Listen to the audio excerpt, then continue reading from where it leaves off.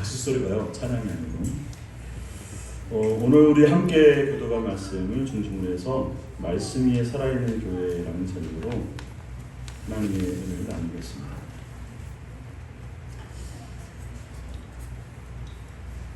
혜연이 언니가 아직 안 오셨습니까?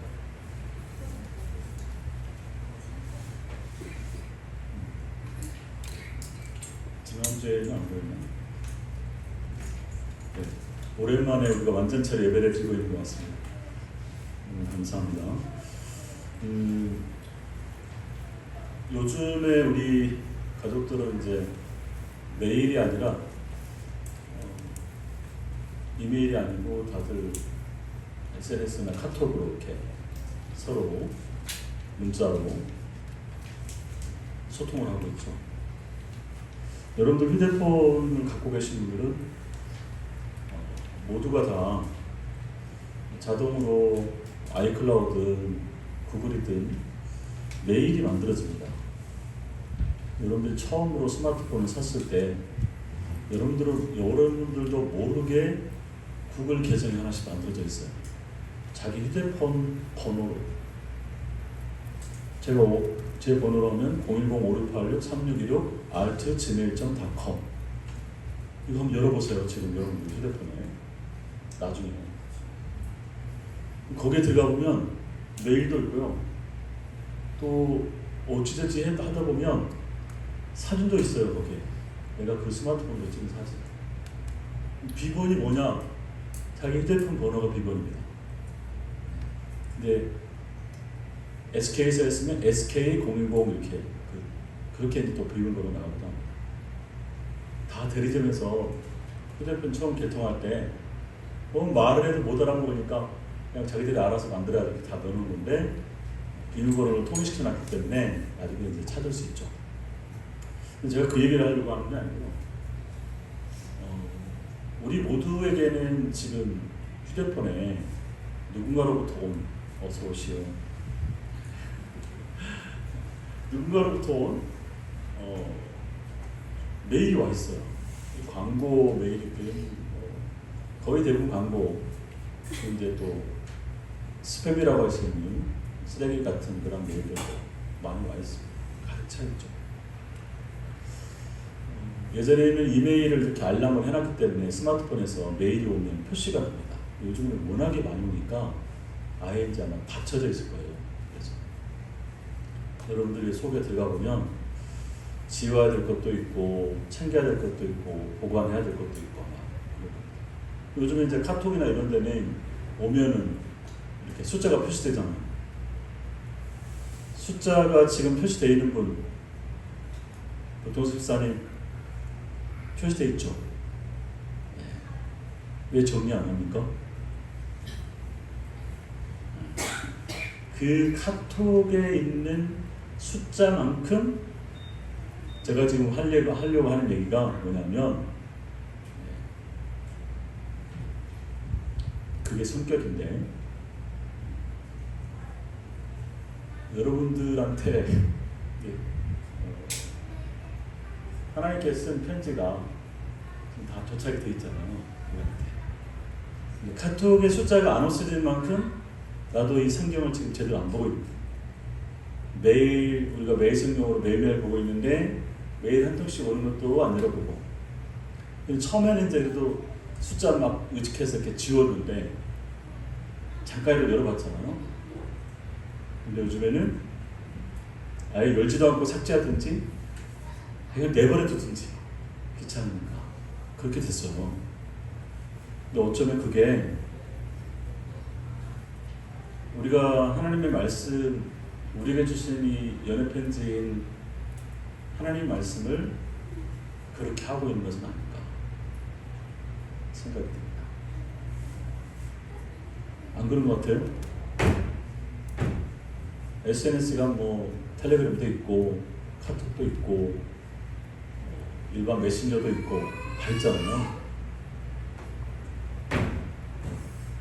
다 여러분들 깨끗하게 정리를 해놓고 사십니까? 목지 카톡에 새 메시지 숫자가 있어요, 없어요? 없어요? 우리 광양사랑의 교회에서 가장 나중까지 확인 안 하시는 분은 누구예요? 단체 통배에. 적어도 주일까지 오면은 숫자가 없어져야 되는데 끝까지 버티는 분들이 계시더라고요. 그렇지 않았으면 좋겠고, 물론 이제 뭐 별로 상관이 없는 부분도 있겠지만, 저는 그 부분보다도 적어도 우리에게 하나님께 주신 이 말씀, 그리고 매일 우리에게 주시는 그 말씀, 카톡에 있는 밴드에 있는 글 못 보더라도 우리 모두 각자에게 매일 성경 드렸잖아요. 그 한 페이지만이라도 매일 좀 읽어가십시오. 만약에 그것을 안 읽게 되면 여러분들은 나도 모르게 이 뇌가 문장을, 글을 읽을 수 있는 그 능력을 상실해버려요. 나중에 글을 보고도, 글을 읽고도 뭔 말인지 이해하고 해석할 수 있는 능력을 받지 못하는 거예요. 잃어버립니다. 그래서 여러분들이 앞으로 살 날이 더 적은 사람도 있겠지만 끝까지 지성인 그리스도인으로 살아가려면, 제대로 된 사람으로 살아가려면 글을 매일매일 읽으시라. 하나님께서 보여주신 이 편지를, 이 사랑의 편지를 잘 읽어가시라 라는 말씀을 좀 먼저 드리고 시작합니다. 오늘 우리는 이제 두 통의 편지를 함께 볼 겁니다. 발음이 좀 잘 안 되는데, 사르디스 교회. 무슨 교회예요? 사대교회. 사대교회인데, 어쩐다고 사대로 번역을 했는지 모르겠지만, 기적거리 보니까 새한글 성경에서는 사르디스라고 했습니다. 낯설지만 이 교회하고 그 다음에 필라델피아 교회라고 하는 이 두 교회에 보낸 편지를 저희가 하나씩 보는 겁니다. 제일 첫 번째 편지는 열어보니까 책망이 있어요. 하나님의 7영과 7개의 별을 가지신 이것들을 말씀하십니다. 내가 한 일들을 안다. 교회가 한 일을 안다 라고 말씀하시면서 너에게 살아있다는 이름이 있지만 너는 죽어있다라는 얘기를 합니다. 이 사르디스 지역은 굉장히 화려한 도시였습니다. 그래서 과거에 엄청난 부와 영광을 누렸던 리디아라고 하는 그 왕국의 수도였습니다. 모두가 우러러보는 그런 교회. 그러한 지역에 있었던 이 사르디스 교회도 그 도시의 모습과 똑같았나 봐요. 그래서 사람들이 사르디스 교회를 보면 그 교회 좋은 교회야. 큰 교회고 유명한 교회야. 또 칭찬받고 또 명성이 있는 아마 그런 교회였던 것으로 봅니다. 우리 광양에서, 아니 우리 대한민국에서 명성이 있는 교회는 명성교회 말고 또 누가 있죠? 여의도 순복음교회. 우리 박동석 목사님 잘 알고 계신 유명한 교회, 사랑의 교회. 광양이 아니고 저기 사랑의 교회. 그렇죠? 우리 이명길 목사님 혹시 큰 교회?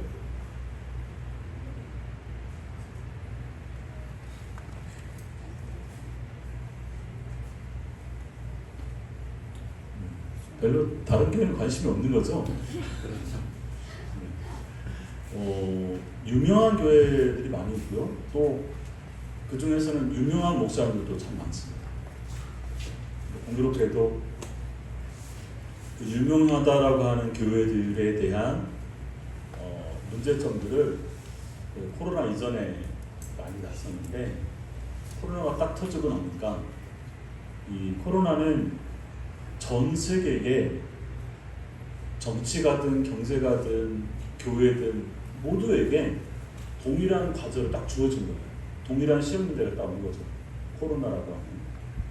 그래서 어떤 나라든지 어떤 기업이든지 그리고 어떤 종교단체든지 이것을 어떻게 풀어갔느냐로 각자 그 성적표가 갈려졌습니다.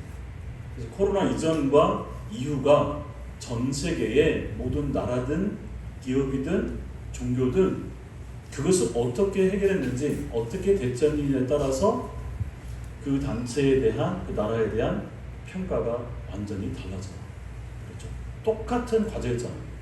똑같이 과제가 있었는데 부자 나라, 가난한 나라 할 것 없이 다 동일한 과제가 시험 문제가 주어졌는데 그것을 어떻게 해결하냐에 따라서 완전히 달라졌습니다. 코로나가 지나고 나서 특별히 이제 우리 교회 종교 단체 안에서 여러 종교가 있었는데 기독교 대표적으로 기독교, 불교, 가톨릭 이런 그 종교들 안에서 가장 좋은 성적표를 받았던 곳은 어딜까요? 코로나 때 가톨릭, 가톨릭인 것 같아요. 근데 그때부터 시작해서 그 전에도 징조가 이미 많았었지만 그때부터 시작해서 우리 교회가 이 기독교가 특별히 개신교가 기독교 안에는 가톨릭도 들어가니까 개신교가 거의 땅바닥에 패대기 쳐져버렸습니다. 권위가 기독교에 대한 어떤 인식이 그 가치가 하나님이 떨어진 게 아니라 우리 개신교의 그 가치가 떨어졌어요. 왜 그랬을까? 왜 똑같은 그런 과제 앞에서 그렇게 되었을까? 우리 알고 있습니다. 교회가 최근에 제가 우리 목사님들 같이 봤던 거꾸로 읽는 교회사라고 하는 그런 책을 봤는데 재미있는 걸 발견했어요. 뭐냐면 우리가 알고 있는 청교도 피리탄들, 영국에서 미국으로 건너갔던 피리탄들 있잖아요. 청교도. 그 사람들이 신앙을 지키기 위해서 미국으로 건너가서 제일부터 예배당을 짓고 주일 성수하고 이렇게 살았던 그런 역사를 저희가 기억합니다. 그런데 우리는 그러한 역사만 기억하고 있는데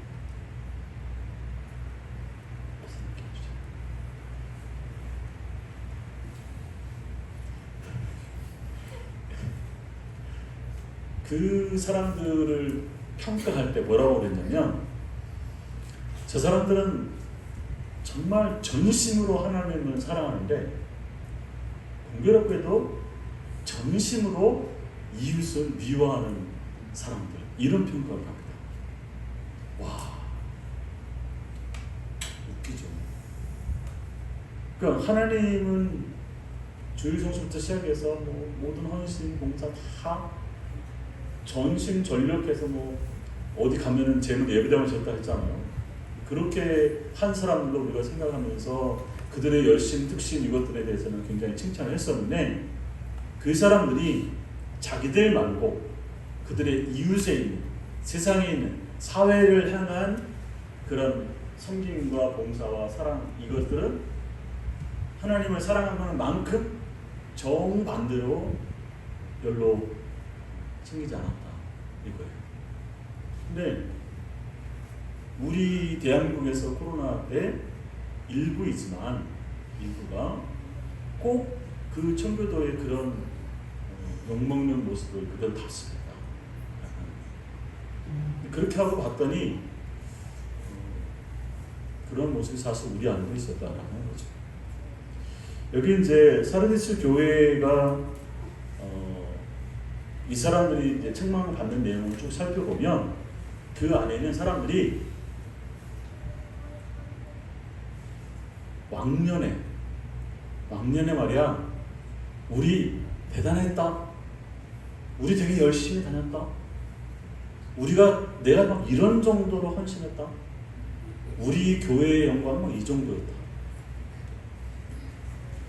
우리가 이런 정도의 일을 했다. 이런 왕왕왕왕 하는 사람들로 가득했던 것 같아요.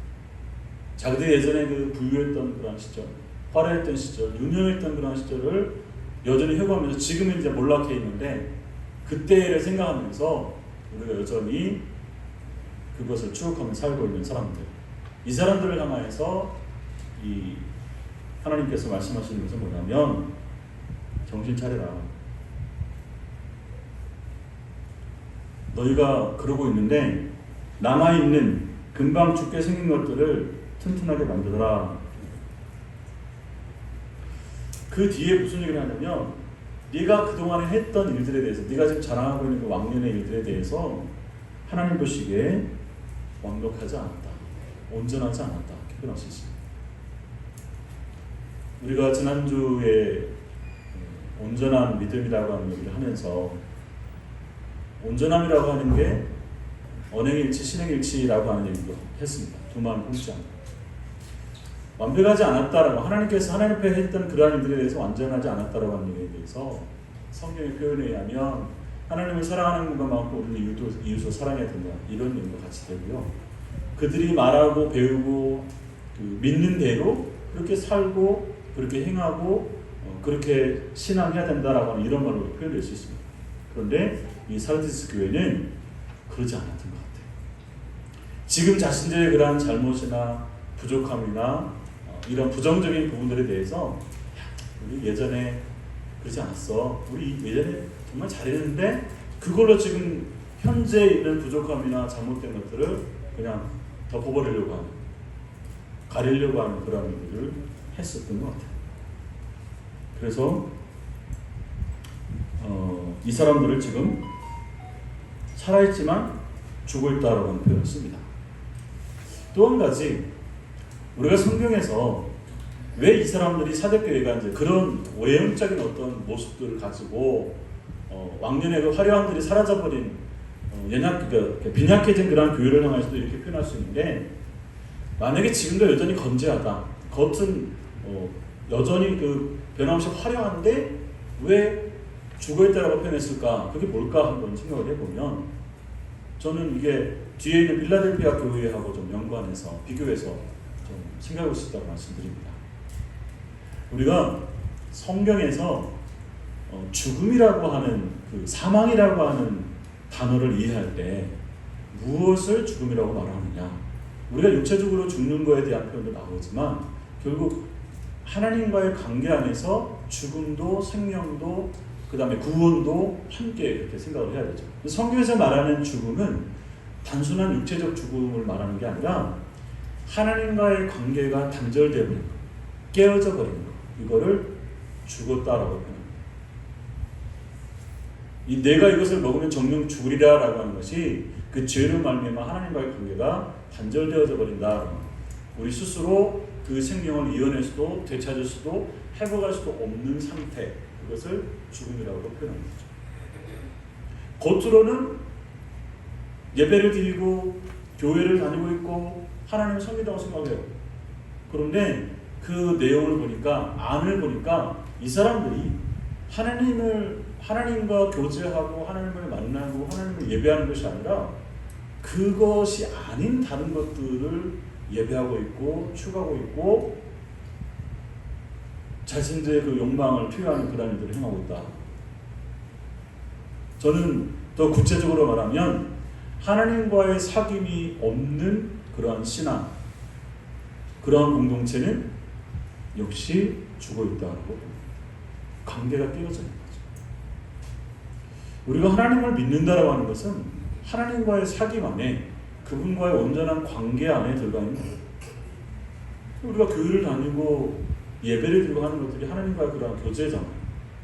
근데 그 하나님과의 교제를 우리가 이런 예배를 통해서도 하지만 우리 개인적으로는 하나님의 말씀을 통해서 그분을 만나고 그분과 대화하고 그분께 기도하고 그분의 음성에 순종하고 하는 이런 사귐과 교제와 소통이 이루는 거죠. 만약에 그것이 개인적으로 없다라고 하면 나는 이 공동체에 있지만 어쩌면 나는 하나님과의 관계가 지금 죽어있는 관계는 아니다.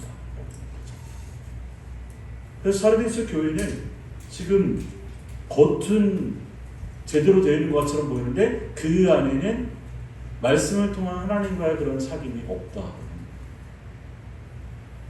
이제 우리가 예전 같으면 묵상을 몰랐을 때 같으면 기도하지 않는 교회, 기도하지 않는 사람이라고 표현했겠죠. 하나님과 그런 사귐들 우리가 주로 기도로 많이 했었으니까. 그런데 그때에도 우리가 아무리 많은 시간을 들여서 기도하더라도 그분의 말씀에, 그분의 음성에 귀 기울이지 않고 듣지 않고 그것을 순종하지 않는다고 한다면 역시 그것도 죽어있는 교회가 다를 바 없습니다. 그것은 자기 욕망을 투여해서 이 신앙이라고 하는 것을 자신의 욕망을 이루기 위한 어떤 그런 수단으로 전락해버려요. 하나님과 상관없이 그분은 내가 필요한 것들을 돕는 정도로 생각하며 살아가는 그러한 모습. 이게 겉은 살아있는 것처럼 보이지만 화려하지만 실제로는 죽어있는 교회다. 이런 풍토가 교회 안에 만연되어져 있었던 것 같아요. 저는 우리 교회도 마찬가지지만 우리 주위에 있는 건강한 교회들이 진짜로 이 말씀이 좀 흥화하는 그러한 교회들이 되었으면 좋겠다는 생각을 합니다. 물론 교회는 그것 한 가지만으로는 되지 않습니다. 우리가 말씀을 묵상하는 것만으로 교회라고 하는 공동체가 건강하게 세워질 수 없다는 거예요.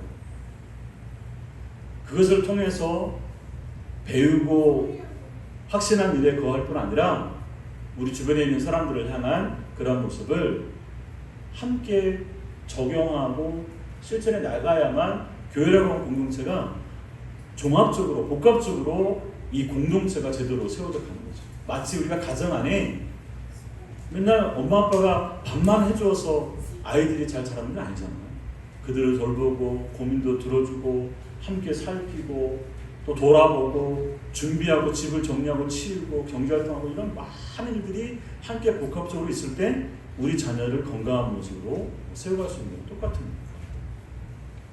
근데 그런 많은 것들을 하더라도 가장 중요한 그 밥이 없으면, 이 양식이 없으면, 이 말씀이 이 가운데서 읽혀지고 묵상되어지고 가르치고 배우고 순종하는 일들이 없다고 한다면 역시 그것은 죽어있는 교회, 배고픈 교회, 굶주려 있는 교회라고 표현할 수 있습니다.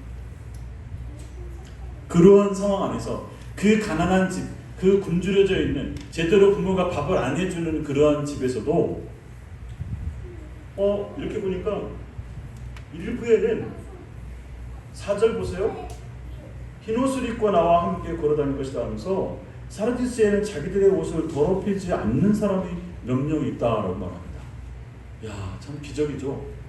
그러니까 제대로 이러한 것들이 그 말씀이 선포되어지고 가르쳐지고 하는 이러한 애들이 별로 없는 그런 죽어있는 교회 같은 곳에서도 그래도 몇 사람은 그곳에서 살아있는 흰옷을 입은 하나님 앞에서 거룩한 어떤 모습으로 살아가고 있는 사람이 일부 있었다는 게 정말 놀랍죠. 하나님의 은혜라고 밖에 표현할 수 없는 거죠.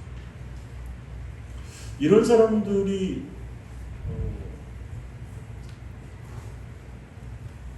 하나님께서 그런 사람들을 끝까지 기억하면서 이 생명책에서 지워버리지 않겠다라고 하는 이런 얘기도 말씀하십니다.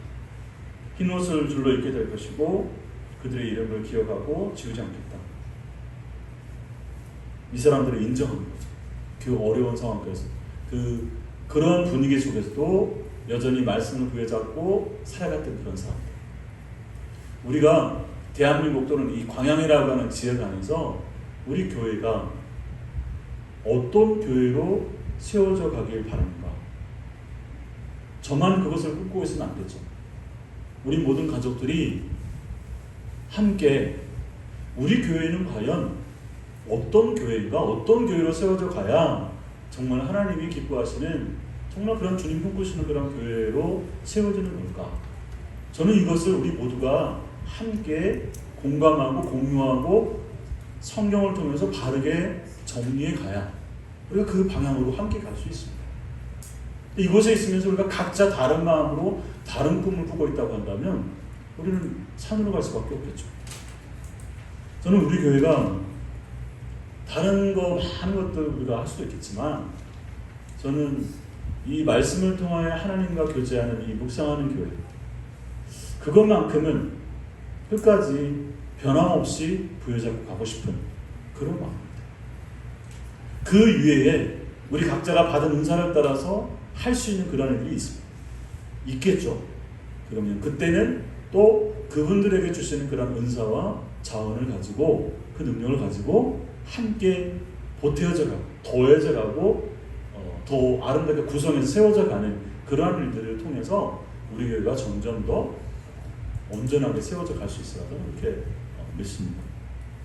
여기 사대교회에 있는 이 그렇지 않은 분위기에서 왕왕왕왕하는 그러한 분위기 안에서도 신실하게 말씀으로 교제가는 그런 교회.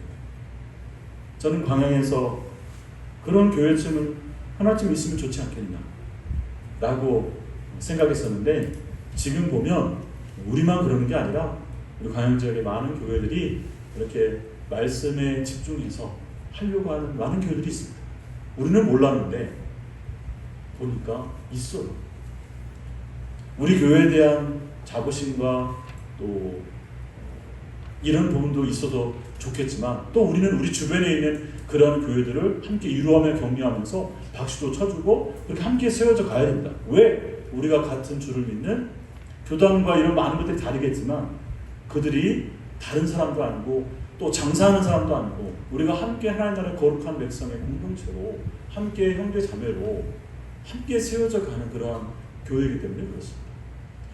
그것을 할 수 없는 거에 그것에서 아파하는 이들을 향하여서도 우리가 격려하면서 진짜로 사는 길이 무엇인지 그러한 분위기 가운데서도 이렇게 하나님의 어떤 인정을 받을 수 있는 자기 옷을 더럽히지 않는 모습으로 살아갈 수 있는 그러한 길들을 우리가 전수해 줄 수 있어야 되죠. 저는 그것이 각자가 살 수 있는 길다라고 봅니다.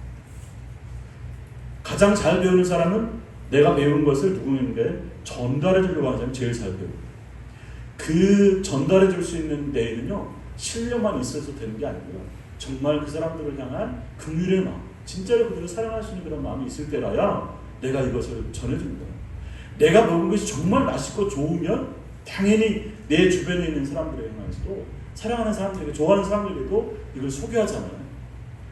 좋은 카페가 있으면 좋은 음식이 있으면 이거 우리 친구한테 한번 사줘야지. 제일 먼저 우리 아내한테 먼저 사주고 그다음에 다른 목사한테 사줘야지. 예. 이런 마음으로 가죠. 그게 정말로 사랑하는 마음이 있어야 사실 그게 되는 거거든요. 저는 우리 교회가 그런 교회, 우리 교회만 세워가는 교회가 아니라 우리 주변에 있는 그런 교회도 세워가고 또 그곳에서 아파하는 이들을 우리가 돕고 섬길 수 있는 그런 교회로 세워갔으면 참 좋겠다는 생각이 듭니다. 두 번째 편지 보면요, 빌라델피아 교회가 있습니다. 여기 교회는 7교회 중에서도 칭찬받는 교회, 칭찬만 받는 교회. 근데 사대교회와 정반대로 여기는 막 지진이나 이런 여러 가지 기후 환경 때문에 굉장히 가난한 부유하지 못한 그러한 동네였던 것 같습니다. 그런데 이 빌라델피아 교회는 그런 경제적으로 부유하지 못했었지만 8절에 한번 같이 한번 읽어볼까요? 나는 내가 한 일들을 안다. 보아라, 내가 내 앞에 문을 하나 열어두었다. 그 문을 닫을 수 있는 사람은 아무도 없다. 너는 적은 능력을 가지고 있지만 내가 나의 말을 지켰고 내 이름을 모른다고 하지 않았기 때문이다. 작은 능력을 가지고서도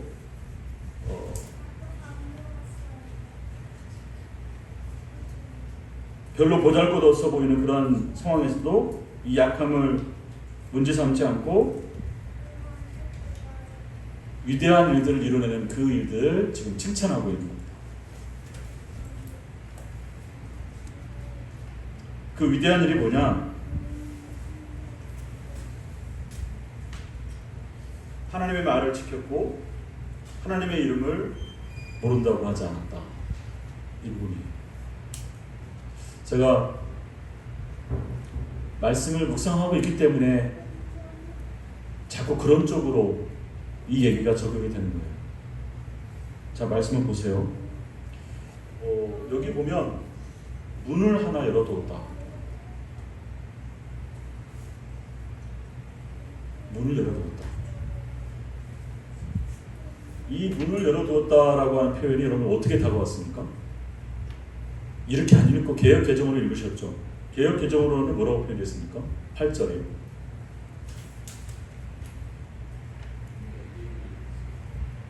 예? 좀 잘 읽어봐요. 아니 문장으로 좀 읽어주세요. 예, 내가 내 앞에 열린 문을 뒀다. 우리 앞에 열린 문을 주었다. 이거 어떤 느낌이 드세요? 하나님께서 우리에게 내가 네 앞에 열린 문을 주었다 이렇게 말했어요. 어디 가는 문이에요? 어디로 들어가는 문이에요? 어디로 나가는 문이에요? 천국으로 들어가는 문. 네. 성에 들어가는 문.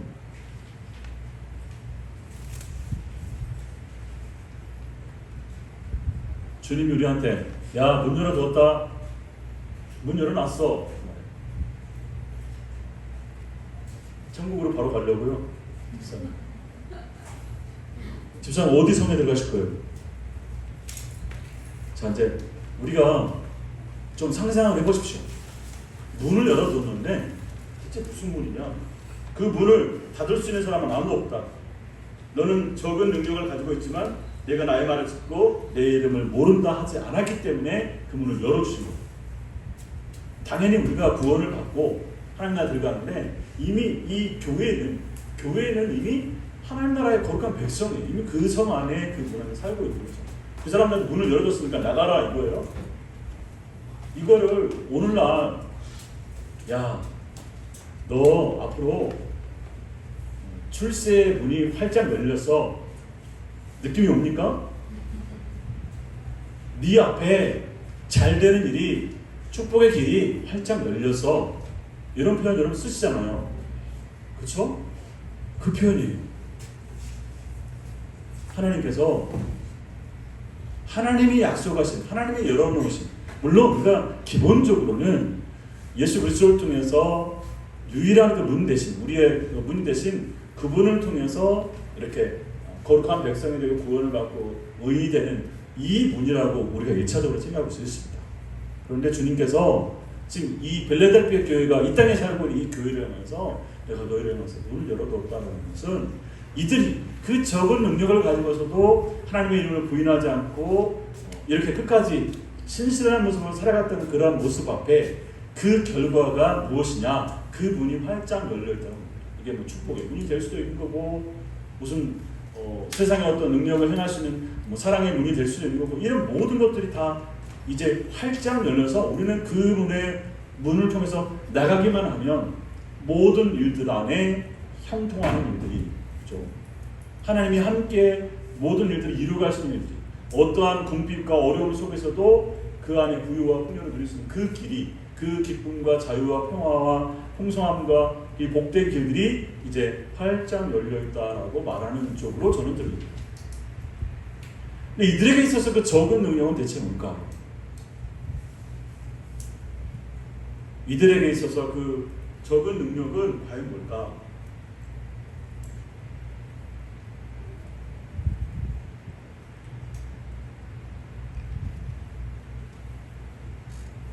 이들이 어떤 시험이 와도 그것을 잘 이겨내고 또 10절에 보면 인내하고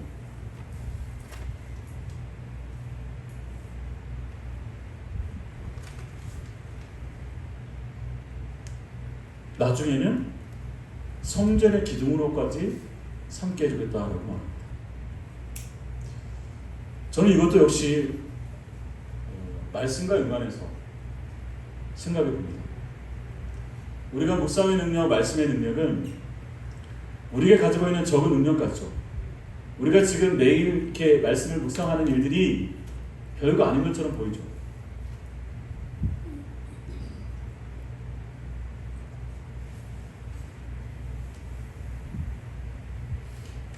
두 점에 묵상의 능력이 별거 아닌 것처럼 보이죠. 아니죠. 근데 이제 여러분들은 그걸 알기 때문에 하고 있는 거예요. 그런데 우리가 생각하기를 매일 말씀 몇 줄 읽어서 아전인수격으로 뭐 해석하고 적용하고 뭐 별거야? 이거를 한 번도 안 해보고 경험을 못한 사람들은 충분히 그런 얘기를 할 수 있고, 야, 시간 많은 사람들, 할 일 없는 사람들이나 그걸 하고 있지. 우리 바빠서 못해. 이런 사람들에게 그 묵상은 별거 아닌 거지. 좋은 줄 알아. 근데 바빠가지고 못했어. 그럴 정신이 없어. 물론 그렇게 말하는 사람들이 묵상의 능력을 부인한다고 생각지는 않습니다. 그렇지만 적어도 이 묵상하는 것이 매일매일 우리가 이 말씀을 따라서 살아가려고 하는 그러한 일들이 겉으로 보면은 그냥 부질없는 그런 일들처럼 보일 수 있습니다. 그런데 우리가 하루, 이틀, 일주일, 한 달 이 말씀을 매일매일 꼬박꼬박 그렇게 내가 먹고 묵상하고 그 능력을 조금씩 충전해 가잖아요. 결정적일 때 나도 모르게 어느 날 한 계단에 오르는 것처럼 갑자기 탁 신앙이 성장하는, 믿음이 자라는 그런 것들을 경험하게 됩니다. 그래서 어떤 시험이나 어떤 상황에서도 흔들리지 않고, 성전의 기둥이라고 하는 게 흔들리지 않는 그런 모든 집을 받쳐주는 거잖아요. 무너지지 않고. 그러니까 우리의 작은 능력, 그 중에 우리 묵상의 능력들은 우리 신앙을 흔들림 없이 받쳐주고 세워주고 지어져 갈 수 있도록 하는 그러한 일을 할 수 있다는 거예요. 주님의 이름을 부인하지 않게 되고, 그분의 뜻에 순종하게 되고, 시험을 이기게 되고, 모든 것들을 분별하게 되는 거죠. 어떤 시험이 왔을 때 잘못된 사람들이 왔잖아요. 그런데 그것이 무엇이 문제인지를 내가 하나님의 말씀으로 알고 있기 때문에 분별해낼 수 있는 거예요. 그러므로 흔들리지 않고 끝까지 가는 거죠. 그런 사람들에게 면류관, 월계관을 빼앗지 못할 것이다. 그 영광을, 그 기쁨을, 그 승리의 삶들을 결코 빼앗지 않을 것이다 라고 저는 우리 가족들이 이 빌라델피아 교회처럼, 또 한 가지는 이 빌라델피아 교회처럼 그런 묵상 능력을 좀 소유할 수 있기를 바라고요. 또 다른 것은 뭐냐면, 이제 이 빌라델피아 교회가 약함을 문제 삼지 않았어요. 그러니까 작은 능력이라고 하는 그런 표현 가운데서는 우리가 이렇게도 성향을 볼 수 있겠죠. 우리 교회는 규모가 아직 그렇게 크진 않아. 우리가 별로 사람들이 많지 않아서 우리는 작은 교회야. 근데 목사님들 중에서 가끔 이렇게 소개하는 분들이 있습니다. 우리는 작지만 큰 교회다. 어떻게 그렇게 말할 수 있을까요? 돈이 많아서? 그 말을 하는 분의 계기를 들어보면 작지만 우선은 그들에게 그 말씀이든 믿음이든 이거에 대한 능력이 있다는 거예요. 그리고 그것을 가지고 하나님의 위대한 일들을 이루어가는, 대표적으로는 어떤 선교적인 일들을 감당한달지, 뭐 지역사의 어떤 봉사를 한달지, 또 어디에 어떤 섬김을 한달지, 이런 일을 통해서도 우리는 작지만 몇 안 되지만 그러한 일들을 통해서 하나님의 사랑을 흘려보내고 있고, 또 열방인까지 복음을 증거하고 하는 일에 함께 동역하고 있고, 그리고 지역사회에서 우리가 특별한 어떤 일들을 감당하고 있다. 이런 모습으로 우리는 작지만 큰 교회다라고 하는 걸 보여줍니다. 전 좋습니다. 다 좋다고 봅니다. 근데 중에서 우리가 작지만 이곳에 우리가 연약하고 부족하고 작아도 능력을 행할 수 있는 그 요인은 저는 이거라고 생각합니다. 모세의 손에 집힌 그 막대기 자체가 능력이 있는 게 아니죠. 그것을 통해서 일하시는 하나님의 능력이 크기 때문에 그 능력이 나타나는 거죠. 우리도 마찬가지예요. 우리가 아무리 많은 것들을 소유한다 할지라도 우리가 하나님의 손에 붙잡힌 바 되지 않으면, 하나님과 함께하지 않으면 아무리 연약하고 작다 할지라도 우리가 하나님의 손에 붙잡혀 있으면, 그분과 함께하면 작지만 큰 능력을 행하시는 그런 교회, 그분의 이름이 있는 교회, 그분의 말씀이 있는 교회, 그분의 능력을 소유한 교회, 그러한 교회면 되는 겁니다. 필라델피아 교회가 그러한 교회였던 것 같습니다. 무엇보다도 주님의 말씀을 목숨을 걸고 지키고, 주님의 이름을 부인하지 않고 배신하지 않고 그렇게 살아갔다고 말합니다. 우리가 자꾸 핑계를 대죠. 나는 가진 게 없으니까, 나는 배운 게 부족해서, 우리 교회는 너무 작아서, 이렇게 불평합니다. 근데 주님께서 우리에게 말씀하시기를 너의 능력의 크기는 중요하지 않다. 중요한 것은 그 작은 능력을 가지고 얼마나 내 말에 신실하게 순종하느냐가 중요하다. 우리의 여러 가지 많은 환경들이 결코 우리로 하나님 말씀대로 묵상하고 이 신앙하도록 부추기진 않습니다.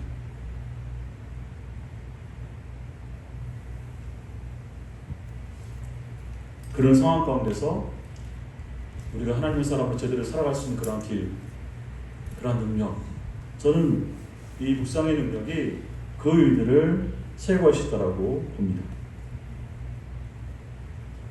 사랑하는 여러분, 이 두 교회를 나란히 놓고 한번 생각을 해보십시오. 한쪽에는 사도교회가 있고요, 세상이 인정하는 명성과 큰 규모를 가졌지만 주님 보시기에는 죽은 교회. 다른 한쪽에 필라델피아 교회가 있습니다.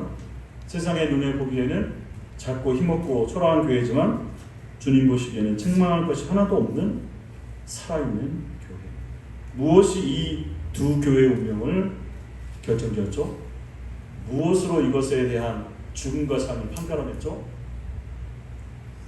교인 수입니까? 재정의 규모입니까? 결정적인 차이는 딱 한 가지가 있는 거죠. 주님의 말씀에 대한 태도, 하나님의 말씀에 대한 태도.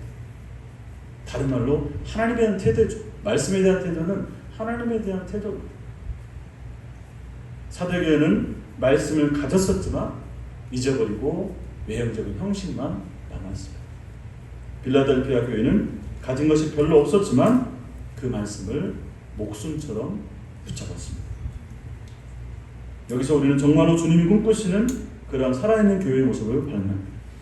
살아있는 교회는 큰 교회가 아니라 깨어있는 교회죠.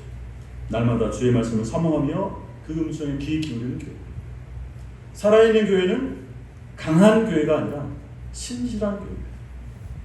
자신의 작은 능력을 정직하게 인정하고 나의 연약함을 인정하고 오직 전능하신 주님의 말씀만을 의지하는 그런 교회. 살아있는 교회는 세상의 명성을 구하는 교회가 아니라 주님의 인정을 받는 그러한 교회. 주님은 이러한 교회에게 상상할 수 없는 그런 약속을 주십니다. 죽은 사대 교회 안에서도 끝까지 믿음을 지켰던 몇몇 성도들에게는 그 이름을 생명책에서 결코 지우지 않고 아버지와 천사들 앞에서 내가 신앙합니다. 작은 능력으로 말씀을 지킨 필라델피아 교회에게는 하나님의 성전의 기둥이 되게 하겠다라고 약속을 했습니다. 이 놀라운, 이 영광스러운 약속. 우리가 이 땅에서 지금 자꾸 흔들리는 존재 같지만 주님 앞에서는, 주님의 나라에서는 결코 흔들리지 않는 중요한 존재, 영광스러운 존재, 그러한 존재로 주님은 우리를 택하셨고 부르셨고 세워주고 계신다는 사실입니다. 이렇게 말씀이 살아가는 그러한 교회, 그러한 주님이 꿈꾸시는 교회가 우리가 늘 자부심이요 영광으로 저는 생각합니다. 사랑하는 여러분, 우리 교회는 차도교회가 아니라 필라델피아 교회가 되어가길 원합니다. 우리 각자가 죽은 신자가 아니라 살아있는 성도, 날마다 주님과 소통하고 주의 말씀을 묵상하고 그 말씀을 따라 순종하며 우리에게 주신 하나님의 능력에 그 손에 붙잡힌 바 된 그런 교회. 그러기 위해서 우리가 필요한 것은 더 큰 능력이 아니라 오늘 우리 주님의 그 말씀을 펼치는, 그 말씀을 읽는, 그 말씀을 먹는, 그 말씀을 묵상하는 그러한 순종이 우리에게 지금 필요하다는 겁니다. 스팸 메일처럼 쌓아두었던 그런 성경을 뒤적여보지도 않고 관심도 않고 이제는 귀찮아지고 아무것도 없는 그 성경을 오늘 다시 펼치시기 바랍니다. 하루에 단 한 구절이라도 그 말씀을 붙잡고 기도하면서 그 말씀대로 살아내려고 몸부림치지 않으시겠습니까? 우리가 그 작은 순종을 시작할 때 주님께서는 우리 앞에 아무도 닫을 수 없는 그 기적의 문을 활짝 열어주실 것입니다. 그리고 마침내 우리를 영원한 하나님 나라의 영광스러운 기둥으로 세워주실 것입니다. 이 은혜가, 이 영광이 오늘 우리가 이 말씀을 다시금 붙잡고 펼치기를 결단하는 여러분들 모두에게 충만하게 임하기를 주의 이름으로 축원합니다. 하나님 고맙습니다. 오늘 우리에게도 다시금 이 기적의 문을 나아갈 수 있는, 활짝 열고 나아갈 수 있는 그 귀한 길들을 보여주시니 고맙습니다. 밥은 먹으면서 생명의 양식인 이 말씀을 우리가 소홀히 여겼습니다.